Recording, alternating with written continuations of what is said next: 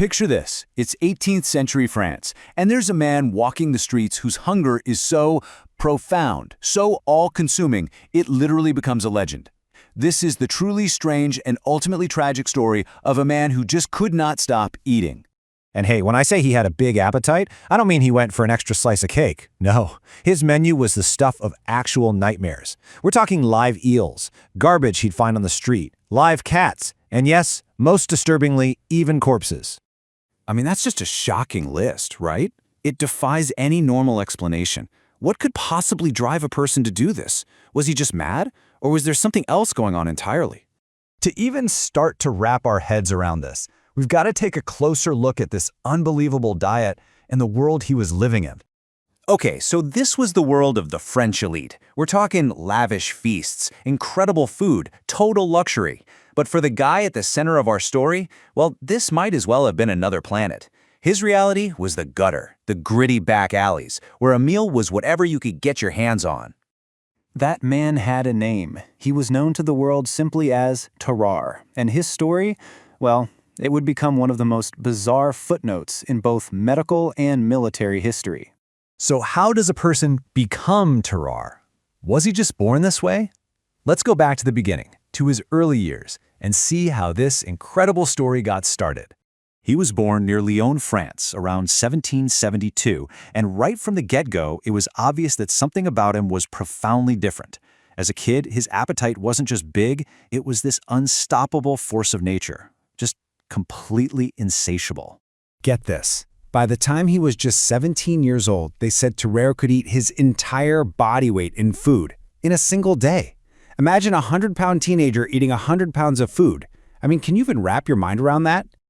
Now, a guy with a talent like that, you know he's going to get noticed. And it wasn't just curious doctors who were fascinated. The French military looked at his strange condition and started to wonder, could this actually be used as a weapon? So Tarrare ends up becoming this public spectacle, right? Kind of like a sideshow performer who would just swallow anything for a crowd. But the French army saw something else entirely. They thought, hey, could this guy who can swallow anything swallow secret documents? Could he be a human courier? He became a subject of genuine military interest. But beyond the whole sideshow act and the weird military experiments, Tarrare was basically a walking, breathing puzzle for the medical world. Doctors were just completely stumped, and they were desperate to figure out what on earth was going on inside his body. And that really became the central question for every physician who studied him. What was the real cause of this superhuman or maybe inhuman appetite? Was it some kind of disease, a genetic defect? What was it?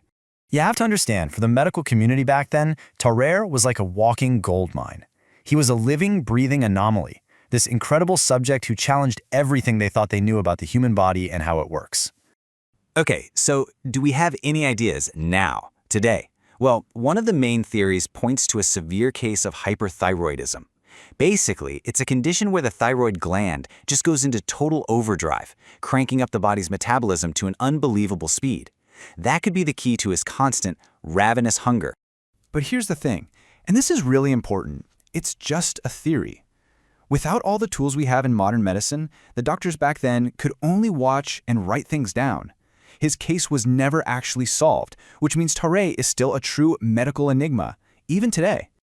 You know, for all the buzz he created and all the fascination, Tarrare's life wasn't some kind of celebrity story. His story doesn't have a happy ending. It has a really tragic one. And that's really how the world saw him in the end. Not as a person, but as a phenomenon. He was basically reduced to this single dehumanizing label, just a medical curiosity with a never-ending appetite. It's just so sad, isn't it? The one thing that made him famous was also his curse. He was an outcast, constantly driven by this hunger he couldn't control.